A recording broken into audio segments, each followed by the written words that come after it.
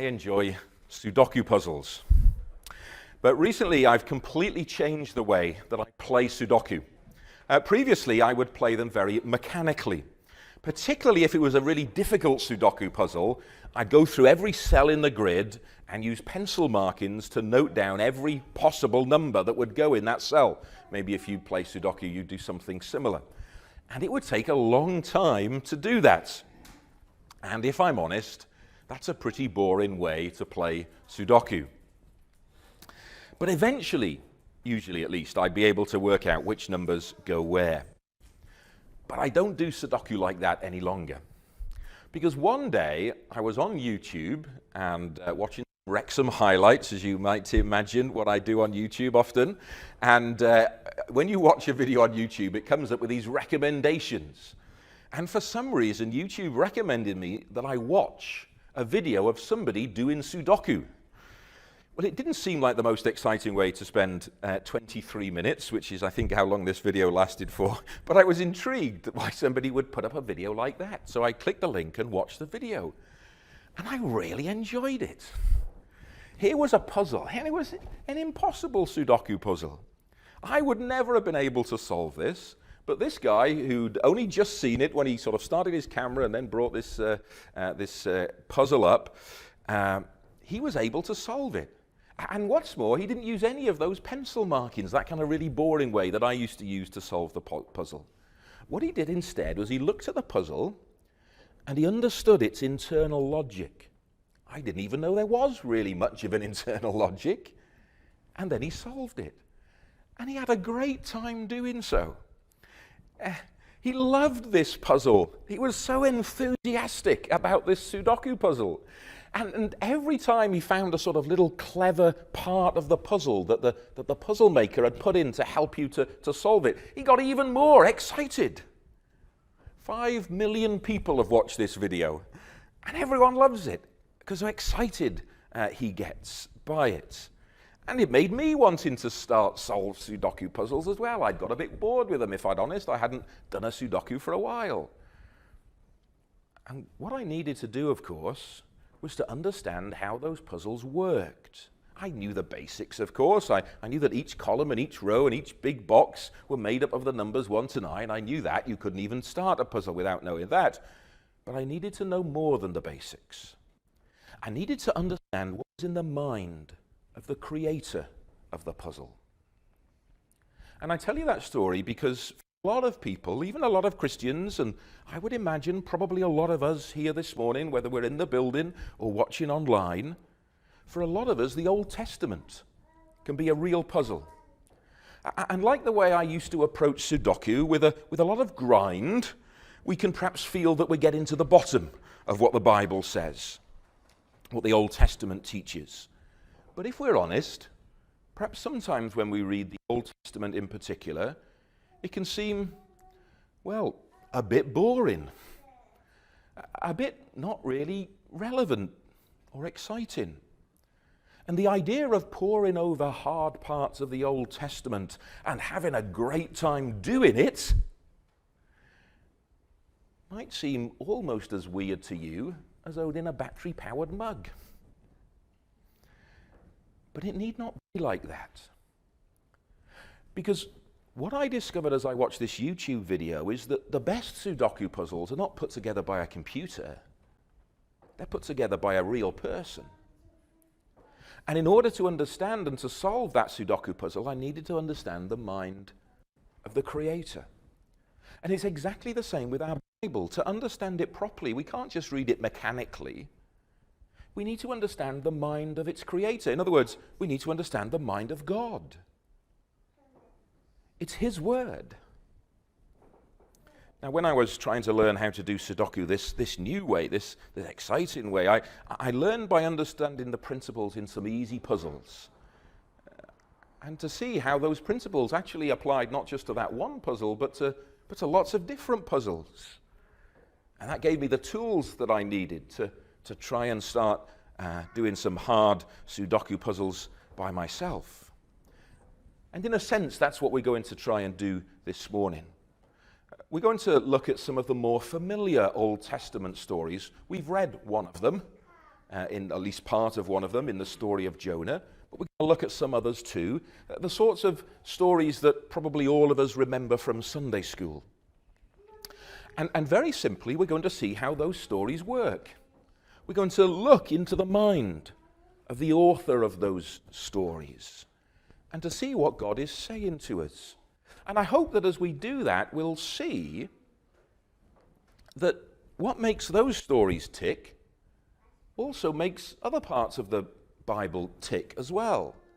And that the things that we can see in those stories will help us to see things perhaps in more obscure or more difficult or more challenging parts of the Bible. So there's 3 questions that I want to ask and I hope answer with you this morning. And the first one is this: how should we read the Old Testament? How should we read the Old Testament? The Old Testament takes up 2/3 of our Bible, yet only a tiny portion, probably, of our Bible reading and perhaps even our preaching. Now, of course, we do remember those Old Testament stories from Sunday school: Noah and his ark, Moses and the Israelites crossing the Red Sea, David killing Goliath. We know those stories, but what are we supposed to do with those stories? Now, I chose those 3 stories almost at random. They were literally the first ones that came to mind in the providence of God.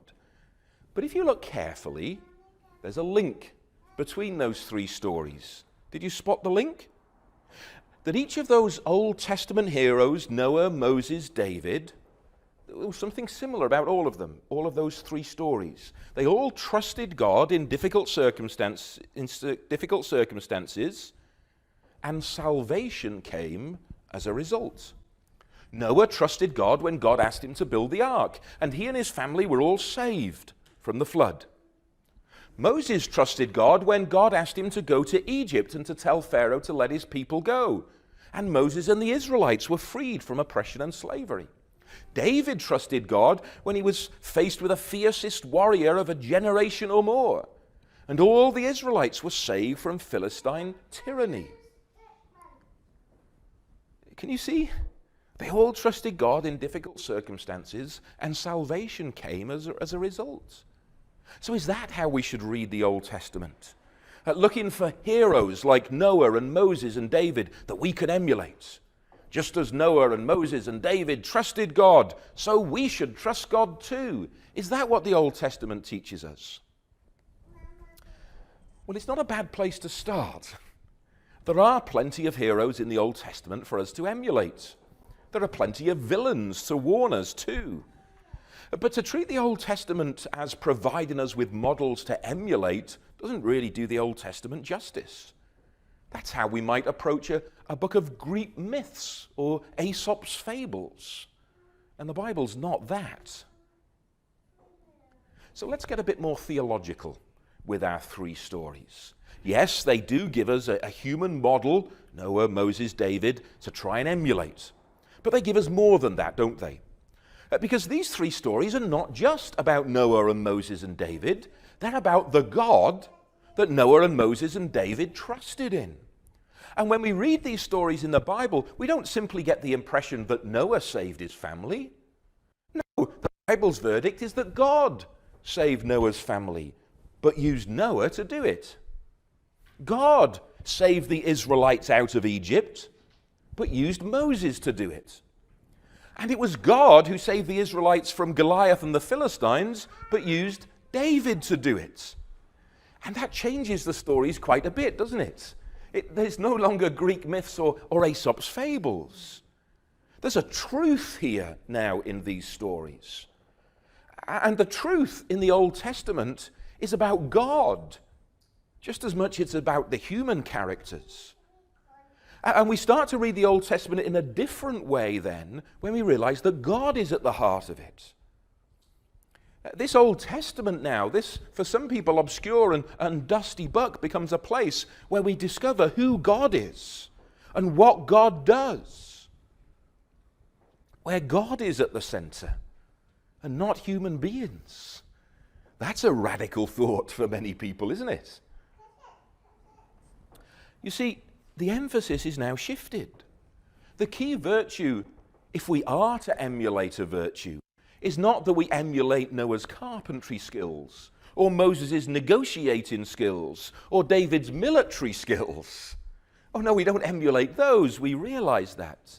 It's their faith in God that we're to emulate, if anything. The God who made us and who rules the universe.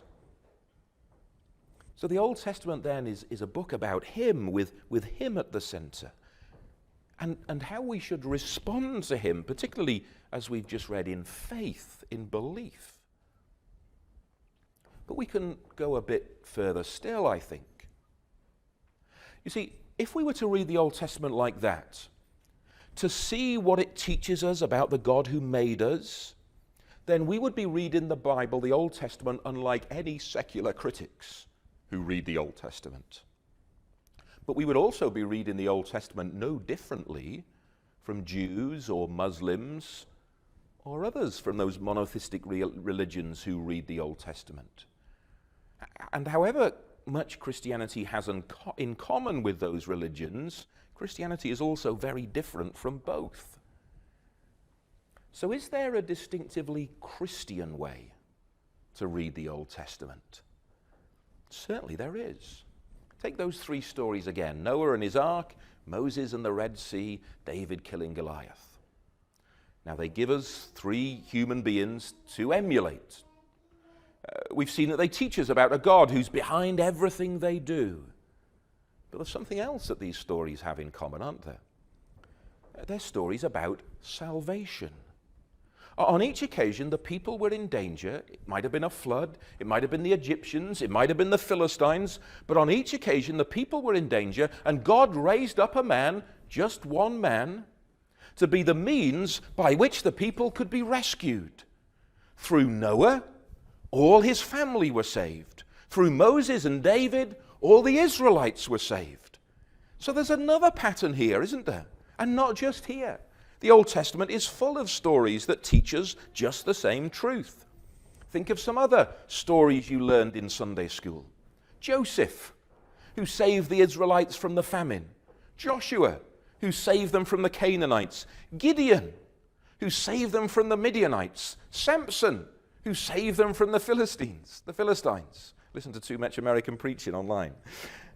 It happens too often for it to be a coincidence.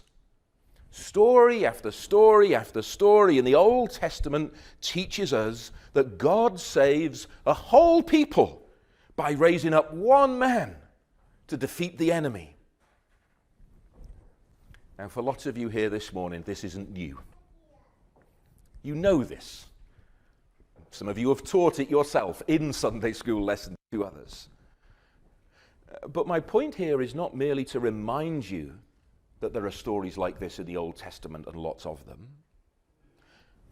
I'm here to remind you that this is a pattern throughout the Old Testament. And when you see a pattern, you start to look out for the pattern. If you don't mind me using Moses as a little illustration at the moment, Moses loves numbers. And one of the things he loves about numbers is they make patterns. There are certain things that when you see lots of numbers, you then expect certain things afterwards. He looks out for those patterns. He discovered that there are junction numbers on the motorway that go from 45 and up or down, depending on which way you turn. You can look out for them. That you can look out for numbers on houses, odd numbers on one side of the road, even numbers on the other, looking at these patterns. And once you start knowing that there's a pattern there, you knew all about those patterns already, of course, and you start looking for them, you see them everywhere. Of course you do. So much so, perhaps, that for those of you who very many years ago found these patterns, you've almost forgotten about them. You're not even interested in them particularly anymore. But for Moses, they're fascinating. And maybe we've forgotten about some of these patterns in the Bible too. They're no longer interesting to us. We no longer learn the lessons of them. We no longer try and work out the patterns for ourselves. Or notice the occasions like the house on Sybil Street, that's an even number on the odd side of the road. Have you noticed that? Moses has.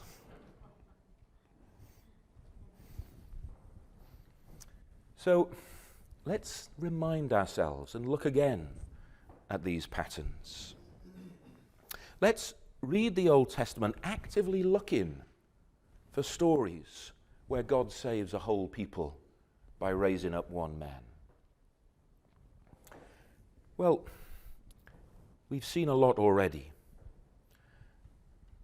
We've perhaps thought that perhaps we need to be looking for these patterns, but there's actually more to the patterns than even we've said. Because we've said that God saves a whole people by raising up one man, but there's something about the men in every occasion that we read here in the Old Testament. They're heroes, yes, but they're flawed heroes. Let's start with Noah. There's no question that Noah was a great man of faith. Genesis 6 tells us he was a righteous man who walked with God. How did Noah end his days? The last story we read of Noah in the Bible is that he'd got so drunk that he'd passed out on his own sofa, well, in his own tent at least, completely naked and in full view of the rest of his family. It's probably not the story that Noah would wanted to have been remembered by. But that's how Noah's story ends in the Bible. Let's take Moses. He's known, of course, for taking God's people out of Egypt, across the Red Sea, into the Promised Land. And like Noah, there's no question that Moses was a faithful man. The Bible describes Moses as someone who knew God face to face. There was no one like him, the Bible says. And yet Moses never made it into the Promised Land at all. You see, part way to the Promised Land, the people of Israel were struggling because there was no water at a place called Meribah. And at that crucial juncture in the journey to the Promised Land, Moses stopped trusting God and he started trusting in himself. He disobeyed God and he then took the credit for himself for what God had done. So as a result, the last story that we read about Moses in the Old Testament is his failure to enter the Promised Land. And why? Again, perhaps not what Moses would want to be remembered for. And let's take David. He's known for defeating Goliath and the Philistines. And like Noah and Moses, there's no question that David was a righteous man. The Bible describes him as a man after God's own heart. And yet David too is a flawed hero. On one occasion, David stopped trusting in God and started trusting in his own generals and his army.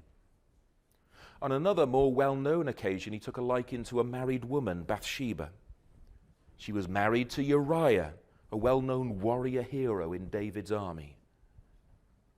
And when David got Bathsheba pregnant, he then had Uriah put in the front of the battle so that he would be killed.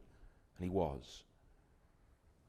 Now, to say the least, that's not the sort of behavior that you would expect from a righteous leader of God's people. The last story that we read of David in the Bible is of Adonijah, his son, who attempts to usurp David's throne. A problem that only occurs because David wants to pass the throne on to one of Bathsheba's sons.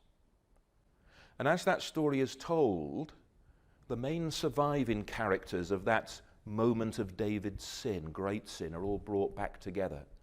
As that story is told, the characters in the room are David, Bathsheba, and Nathan the prophet, who was the one who exposed David's sin. It's almost as if the Bible writers want to draw our attention to David's failings as it rounds out David's story. Now, these are not the only flawed heroes in the Bible. Joseph, who saved the Israelites from the famine, could also be boastful and immodest. Gideon, whose tiny army saved the Israelites from the Midianites, struggled to trust God in the first place. He wouldn't obey God at first, would he? He ended up worshipping an ephod, of all things, instead of the living God. And what about Samson, who saved God's people from the Philistines? Well, he's more for than he is hero, isn't he? Yet somehow he's the one that Israel put their hope in. So while we've already seen that story after story of the Old Testament teaches us that God saves a whole people by raising up one man to defeat the enemy, we've now seen that there's something missing from that summary. These men that God used to save his people were severely flawed heroes, and their flaws mattered in the stories. I mean, after all, we're talking about a pattern here, something that occurs page after page after page. And you might be thinking to yourself, well, hang on a minute, these people of Israel seem to need rescuing quite a lot. And they do. That's part of the point. It's why the Old Testament seems to keep going round in circles. God rescues his people. People get themselves in a mess. God raises up a hero to save them. Hero fails. People fail and get in a mess. God raises up a rescuer to save them. And he does. Rescuer fails. People fail. And so it goes on and on and on. That's the pattern.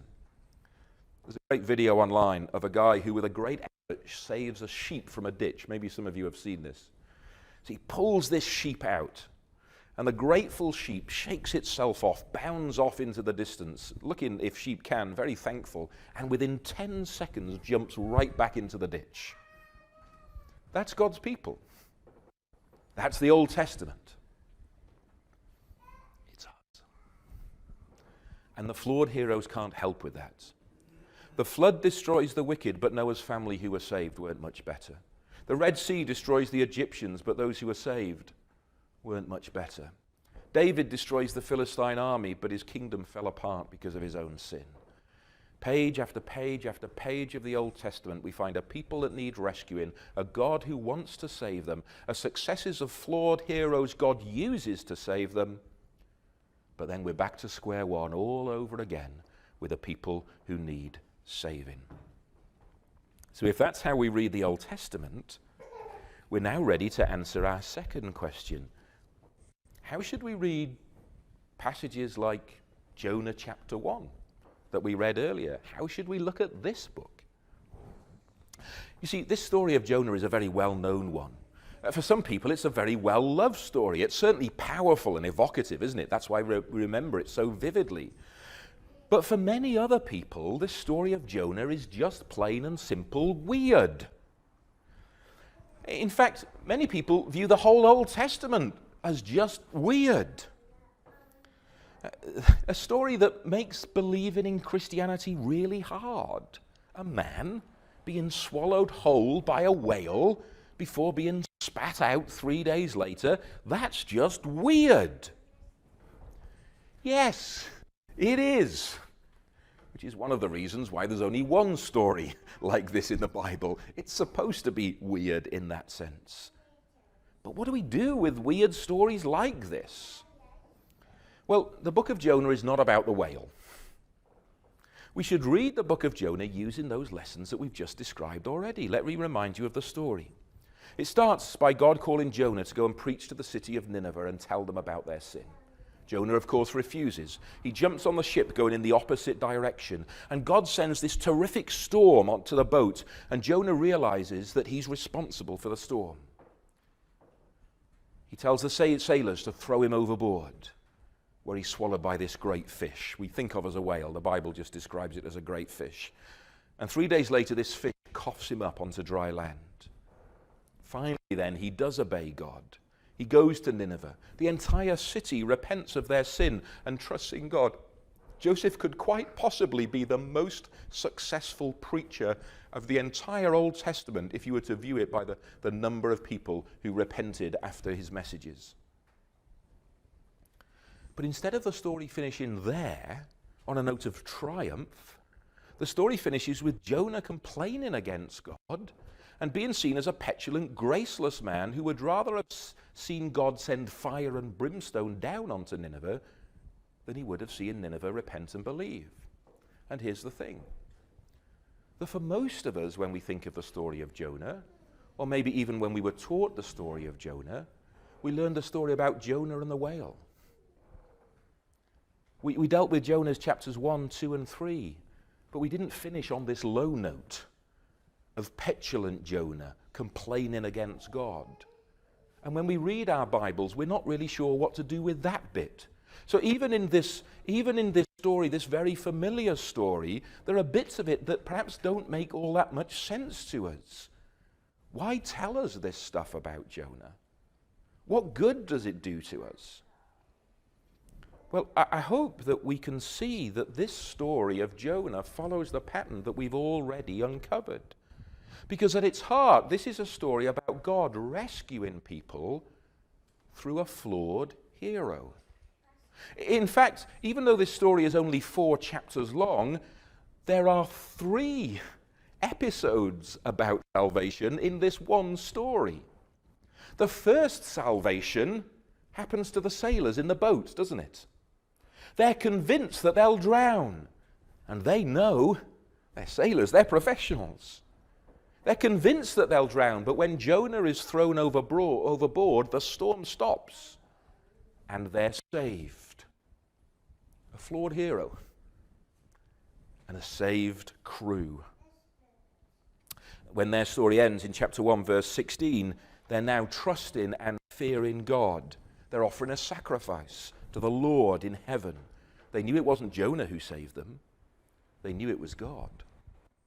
And the second person who saved is, of course, Jonah himself. And this part of the story is a bit different from the pattern. It's the even number on the odd side of the road that draws our attention and makes us stop and think. Because now the hero is a whale, or a great fish at least. And as the biblical account is keen to point out in chapter 1, verse 17, this great fish was sent by God. And Jonah, of course, in the belly of the fish of all places, realizes that it's God who saved him, and he too offers his prayers of thanks. And the third salvation story in these short chapters is, of course, the Ninevites themselves. They hear Jonah's message, and according to chapter 3, verse 5, they believe it. Actually, chapter 3, verse 5 doesn't say that.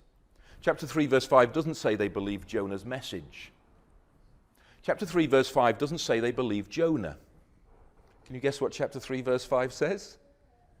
They believed God. They believed God. The king of Nineveh calls on the people to call to God for mercy, because he knew that it wasn't Jonah who would save them, it would be God himself. And of course, that's what God did. Why? Because that's what God does. He's a saving God. And as we've seen, that the story would finish there. But it doesn't. There's the final chapter, chapter 4. An unwanted chapter, a negative chapter. A chapter where Jonah moans and complains and displays all of his flaws as he moans that God has saved the Ninevites instead of sending disaster on them.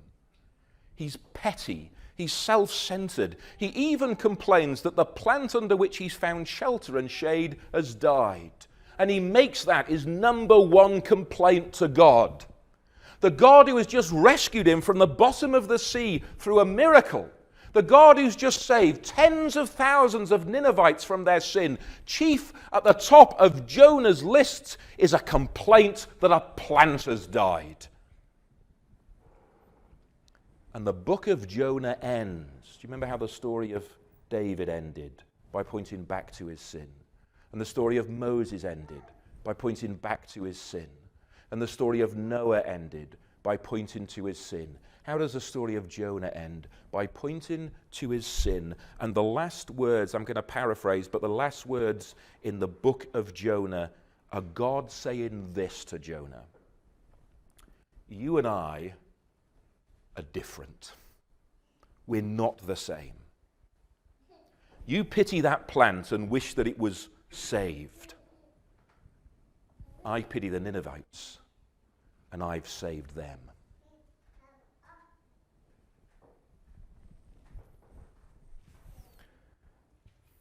You see, in Jonah chapter 2, he was saved by the whale. But in chapter 4, he needs saving all over again from his own misery and his own self-centeredness. The story follows the pattern. It's not a story about a whale or a fish. It's not a story about the Ninevites, really, or about Jonah. It's a story about God who sends an unlikely rescuer to save an undeserving people, the sailors, the Ninevites, and Jonah himself. So how do we read the Old Testament? Well, we've seen something of that. How do we read stories like the book of Jonah? By applying the pattern and seeing how it fits, and maybe even where it slightly doesn't, with the whale. And now we need to ask a final question, which maybe some of you are already asking in your minds. And the final question is this: what use has all this for me? What use has all this for me? And it's a great question. After all, what's the point in reading any part of the Bible if we don't see how it applies to us? So what's all this got to do with us? Well, as we've seen already, one of the big mistakes we often make when we go away and read our Bibles is to think that we're supposed to be the heroes and we're to go off and perform our own heroics. Some of you older ones might even have been taught that in Sunday school. Be a Noah who trusts God even when those around you mock. Be a Moses and humbly speak out for God even in a hostile environment. Be a David and trust in God even when it seems hopeless. And what about these heroes' flaws, we might ask? What did we learn about that in Sunday school? Well, to some the answer's obvious. The warning stories show us what not to do. Don't get drunk like Noah. Don't take credit for God's actions like Moses did. Don't murder or commit adultery like David did. Now, of course, there's a lot of truth in that. But these stories are not merely moral tales to tell us how we should live.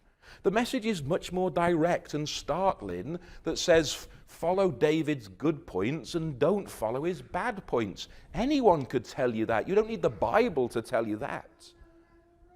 Now, what the Bible is saying to us is this: that if we're to put ourselves in this story, if we're to see where we fit in the story of David killing Goliath, or Noah building the ark, or Moses taking the people across the Red Sea, if we're to put ourselves in the story, we're not Noah.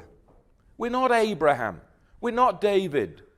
You are not the heroes, and nor am I. We're the people who need saving. Do you know that? When you read those stories, is that what you remember? We're not the hero. We're the people in need. And we miss it. We're so arrogant. We're so self-centered, just like Jonah was. We think those stories are all about us. They're not. Or not in that sense. You see, God's message to us, not just in the Old Testament, but throughout the Bible, is this: we've all fallen short. We've all sinned, rather, and fallen short of the glory of God. That's what Paul says in Romans 3. We all need rescuing. It's not just Bonnie Tyler who needs a hero. You need one too. And what do we need rescuing from? Well, those Old Testament stories were full of villains, as the best stories are, the true ones in the Bible and the fictional ones that we see today. The Canaanites, the Midianites, the Ammonites in the Bibles, but behind them are greater enemies. There often is in the fictional stories today as well, aren't there? An enemy behind the enemy. Christian theology often summarizes that as the world, the flesh, and the devil. And that's certainly the experience in the stories that we've read. The world seems so opposed to God, quite literally in the story of Noah, through Pharaoh in the story of Moses, through the Philistines and Goliath in the story of David. Yes, the world is opposed to God. The world is an enemy in that sense. Flesh, well, that's our own human nature. And we need rescuing from that, don't we? You may never have got drunk and naked in a tent in front of your family, But you find it all too easy to relate to Noah's lack of self-control, don't you? I do. You may not have failed to give God the glory when finding water in the desert, as Moses did. But you failed to give God the glory on countless thousands of other occasions, haven't you? I know I have. You may not have committed murder and adultery as David did, but you've harmed people who only want to help you. You've lusted after people or things that God has given to others, haven't you? I know I have. And you may not have sat under a shriveled plant in the desert as Jonah did and railed against God, but you've accused God of treating you unfairly when he's only done you good, haven't you? I know I have. And it's the story of the Bible that so many miss, that we are in desperate need of rescuing, that we can't rescue ourselves, and God wants to save us. But as we read the Old Testament, if that's all we were to read, you might end up concluding, well, that's all very well, but God isn't doing a very good job of saving these people, you might think, because they're just getting back into trouble again and need saving all over again. It's endless, you might think.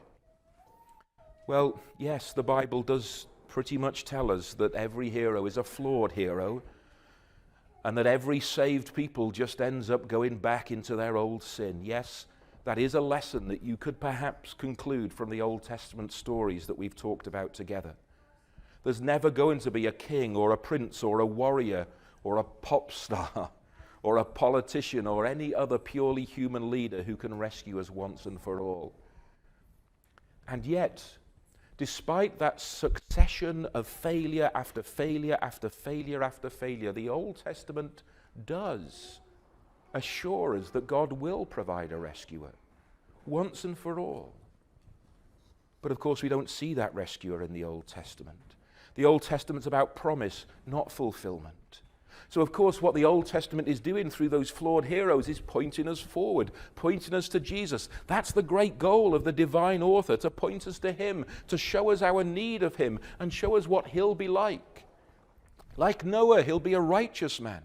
Like Moses, he'll know God face to face. Like David, he'll be a man after God's own heart. Like Jonah, he'll be a prophet of righteousness. And Jesus is like them, all of them, the best bits of them.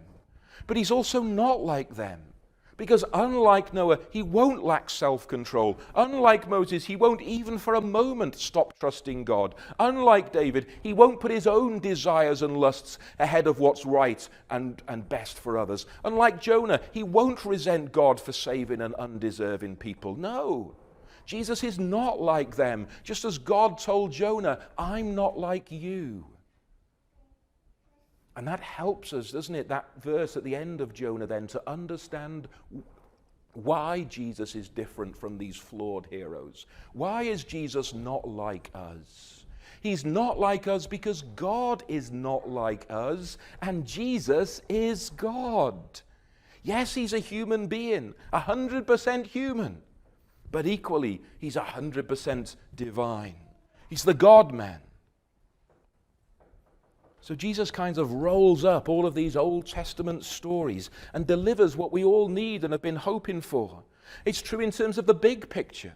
It's true in terms of some of the details. Now, I don't have time to go through them all, but think of this. Noah ended his life naked and with shame heaped on him. And so, of course, did Jesus. The Bible goes out of its way to tell us that Jesus hung naked on the cross. And the old masters may have painted a loincloth onto Jesus to protect his modesty, but neither Pontius Pilate or the Roman soldiers offered him any such luxury. It's true of the details in Jonah's story too. Jonah went down into the depths. He describes it himself as being in the grave. And how long was he there? In that grave in the belly of the fish. 3 days, just like Jesus. There are other more important details too. Details that form a pattern with these Old Testament stories. Again, we could spend all week on this. Don't worry, I'm drawing to a conclusion. But let's not forget the sacrifice that was involved here. As Moses crossed the Red Sea, the people of Israel sacrificed that lamb and spread its blood over the doorposts. You know this. Jonah was sacrificed from the boat, wasn't he, to save the sailors. And even in David's story, there's a sacrifice there too, in a slightly different way. This is the even number on the odd side of the road again. Because where's the sacrifice in the story of David and Bathsheba and all of that? Is there an innocent one who dies? Yes, there is. It's Uriah the Hittite, who's a good man, who serves faithfully in David's army. And David attempts to sacrifice Uriah in order to deal with his sin. Uriah the Hittite is a sacrifice in that story. But let me ask you this question. Is Uriah the Hittite, who's a good man, and in the context of the story has done nothing wrong, is his sacrifice enough to save David from his sin? No, it's not. And nor was Jonah's sacrifice enough, because God didn't accept Jonah's sacrifice, if you like, or that sacrifice of Jonah, because God rescued him and spat him out. Even Moses and David, in different ways, offer themselves as sacrifices to God. Did you know that? David, we talked already briefly about the story of the census, where David starts trusting in his own arm, in his own strength, instead of God. At the end of that story, God confronts him with his sin, and David says this, don't punish the nation, punish me. He's offering himself as a sacrifice. God turns him down. Moses, on the mountain, he goes to get the 10 Commandments, and when he comes down, the people are worshipping the golden calf, and God is angry. Do you know what Moses says? Don't punish the people, punish me instead. God turns him down. You see, there are sacrifices all the way through this Old Testament story, but none of them are sufficient, none of them are enough. But in Jesus, all this comes together. He is the representative that can rescue all of God's people. He is the sacrifice who is accepted. Instead of being the flawed hero, Jesus is the hero who carries our flaws. So what's all this got to do with you? Well, you're not the hero, and nor am I. We're the problem. We're the ones who need saving. It's Jesus who is the hero. Everyone else thought they could see Jesus' flaws. They treated him like a criminal. They accused him of all sorts of things, of the worst of sins.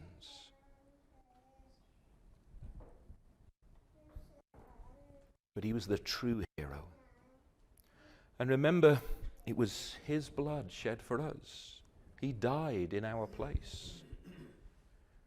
And it was only those who got on Noah's ark who were saved from the flood, while the others drowned. It was only those who followed Moses through the Red Sea who escaped from Egypt. It was only those who appointed David as their representative against Goliath who enjoyed freedom from oppression. It was only those who believed Jonah's message who repented and received mercy. And it's only those who put their faith in Christ who were saved from their sin. What's it got to do with you? Me? Everything. Because how we respond to these stories and the ultimate reality that these stories point us to will determine our eternal destiny. For some of us this morning, that means thanking God, not just for the stories, but for the one whom the stories point to. For some, perhaps, either here or watching online, it means bowing the knee for the first time and choosing to trust in Christ, to repent, to believe, to follow him, and to see him save us fully, once and for all.